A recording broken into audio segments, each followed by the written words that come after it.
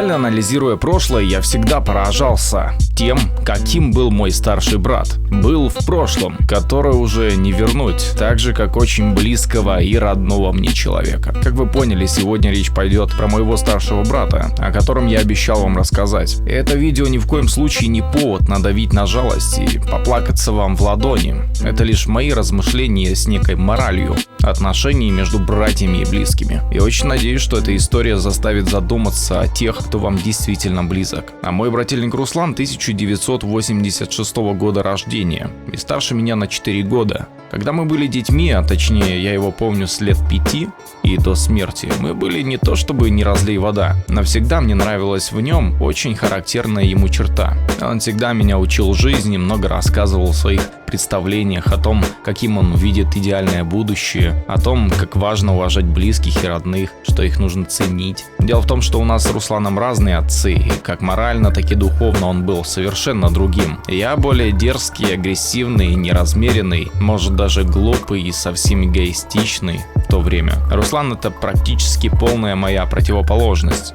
Добрый, чуткий человек, имеющий свою позицию, а главное, он всегда был оптимистически настроен, хотя жизнь была нелегкой, уж поверьте. В 1995 году жить было не то чтобы нелегко, а я бы точнее выразился пиздец как трудно. Конечно, всего я вам никогда не расскажу, ибо это слишком личное, но откровенно скажу, что в смерти моего брата я виню лишь одного человека, а точнее его отношения. Мы часто с Русланом бродили по лесам нашего городка в поисках приключений на свою задницу. Жгли костры в лесах, строили домики на деревьях и просто общались. Руслан всегда говорил: вот вырастешь, братан, поймешь. К сожалению, мне трудно тебе сейчас это объяснить. Просто запомни мои слова. И за это я ему несказанно благодарен. И откровенно, все, чему я в жизни научился, самое ценное, что я имею, это его слова и жизненная философия. Я не могу сказать, что мать с отцом меня ничему не научили, но очень часто их взгляды на жизнь сильно разнились с моими представлениями. А вот Руслан всегда говорил: будь собой, братишка, и плевать, кто о тебе что подумает. Для себя ведь живешь, а не для соседа. Помню ту зиму перед его смертью, мы еще 2 товарища ходили по деревне в предновогоднюю ночь и засевали дома. Не каждый поймет. И в ту ночь он сказал: братан, запомни, жизнь непредсказуема, поверь. Если вдруг меня не станет, запомни, что я всегда любил тебя. Знаете, может, если бы и не те тяжелые времена, то мы бы и не общались так тесно, потому как только в беде ты тянешь руку тому, кто этого жаждет.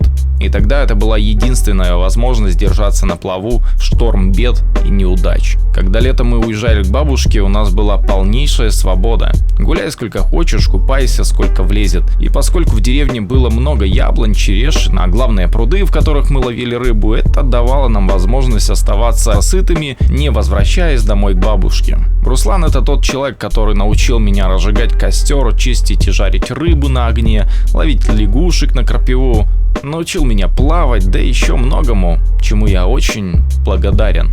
Вот только, сука, благодарность эту я уже не могу выразить никак. Я уверен, его судьба сложилась не просто так. Его смерть — это урок для близких, которые его не ценили. И я не маразматик, но поверьте, его смерть много изменила. Очень многое. Зимой 2001 года Руслан с друзьями решил пойти на дискотеку. Уже вечерело, и перед уходом он решил сделать себе фирменную стрижку под троечку. Побрился, собрался и ушел. В тот день у меня не было никакого ни предчувствия, ни опасений, и я просто лег спать.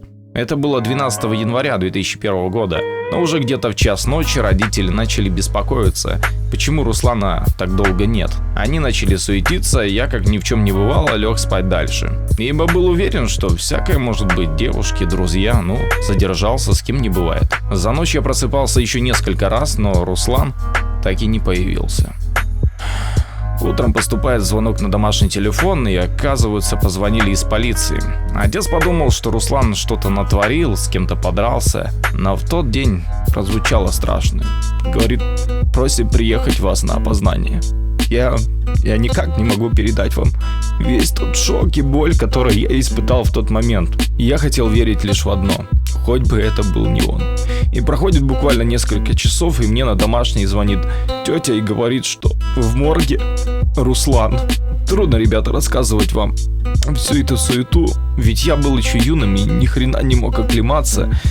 В тот день я готов был поверить во что угодно, лишь не в то, что в гробу перед моими глазами лежит мой старший брат, человек, который был для меня самым дорогим, и что он больше никогда не будет рядом. И тогда, сука, на протяжении где-то 2 лет меня посещали мысли о суициде, от тяжкой потери, от страшной боли. Трудно об этом, сука, говорить, но на поверхности меня держал только младший брательник, которому едва исполнился год. А потом в ходе следствия оказалось, что Руслан шел по обочине дороги и на него наехала фура. Но умер он не сразу, а лишь спустя 4 часа после болевого шока. Вот так смерть. Пиздец, гадкая.